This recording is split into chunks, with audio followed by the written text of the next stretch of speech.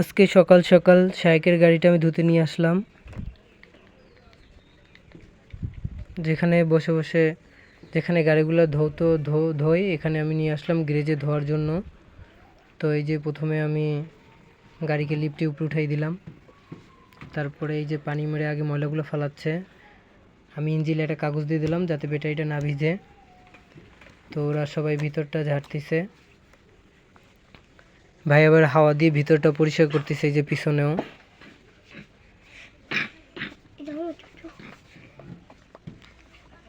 এই যে আগে সাবান দেওয়ার আগে ভাইরা একটু ধুয়ে নিচ্ছে।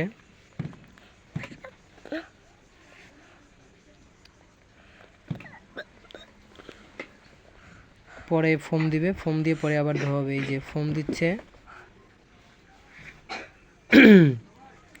ফোম মারা হয়েছে, ফোম দিয়ে দেওয়া হচ্ছে গাড়িটা। একবারে সাদা ভূত বানায় ফেলাইছে গাড়িটাকে। আমরা সবসময় এই গ্যারেজেই ধুই এবং ভাইরা আমাদের পরিচিত, তাই বলছে একটু বেশি করে মারার জন্য।